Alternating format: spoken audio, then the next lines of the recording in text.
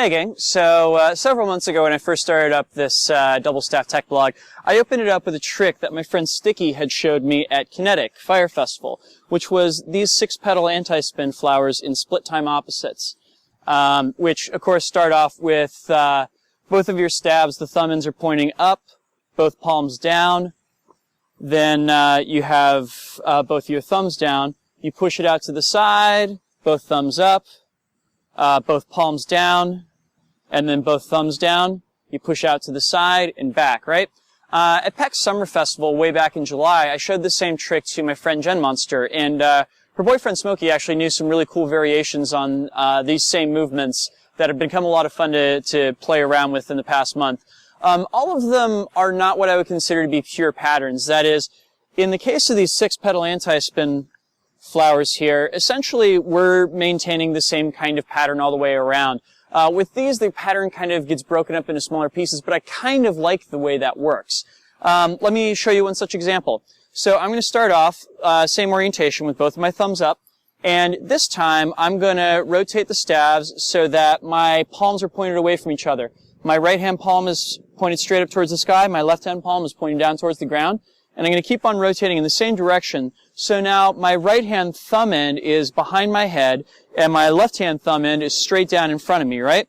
Now, I could just opt to do the same thing that I did with the 6-petal anti-spins in split opposites, where I have my thumb end on my right hand and my pinky end on my left hand go out to the side, and then come back. And, of course, I can do the same algorithm I just did, wherein I have my palms point away from each other. So left hand palm is pointed straight up, right hand palm is pointed straight down, and they keep on rotating until my left hand thumb is behind my head, and my right hand thumb is pointing straight down towards the ground along my center line. I push the left thumb out, the right pinky out, and come back. And in that, and in that way, I can do a cool move that seems to oscillate back and forth between a same direction move and an opposite direction move. And I think that effect is pretty cool, especially as it pertains to bringing some of that movement behind the head, right? You will note that I am switching from a clockwise to a counterclockwise rotation midway through the pattern. Again, I like the effect of it. But we do have the option of doing a variation on this pattern where we keep that direction of spin consistent. Let me show you what I mean. We're going to start it off exactly the same way, where we're going to start both thumbs up, and then palms pointed away from each other, and then right hand thumb down, left hand thumb down. Here's where it gets interesting though. That left hand staff is going to perform an extension all the way up and around, while the right hand staff is going to go thumb end out and then pinky end down. So it's going to do anti-spin, right? And in so doing, you'll note that we wind up with both thumbs pointed up again, but we've also kept the direction of rotation consistent throughout, clockwise and clockwise. We can maintain this same property and say turn both of the stabs clockwise. To do that, we're going to have palms pointed towards each other, and then we're going to wind up with both of the thumbs pointed down. Of course, the right one is behind the head, and this time we're going to this is going to be kind of a tricky one. Essentially, the right hand staff is going to perform something like an isolation coming around from behind the nape of my neck to right in front of my body, while the right hand staff is going to perform an anti-spin to get the pinky out and then the thumb up, right? And whoop, all together that winds up looking like this.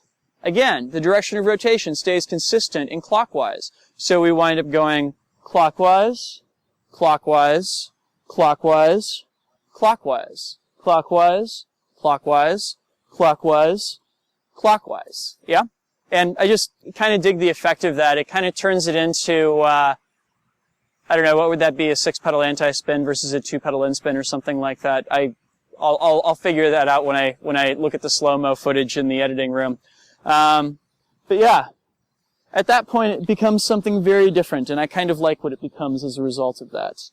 And of course, we always have the option that we can switch the direction when we get to either side. So rotate clockwise, push it out. We can also say rotate counterclockwise and repeat the same pattern of having the bottom staff go as an extension out and the top staff goes an anti-spin out. So we rotate clockwise, top is anti-spin, we rotate counterclockwise, whoo, and top is antispin, yeah? In which case, once again, we still get that kind of switching between, come on, Drex, an opposite and a same direction feel.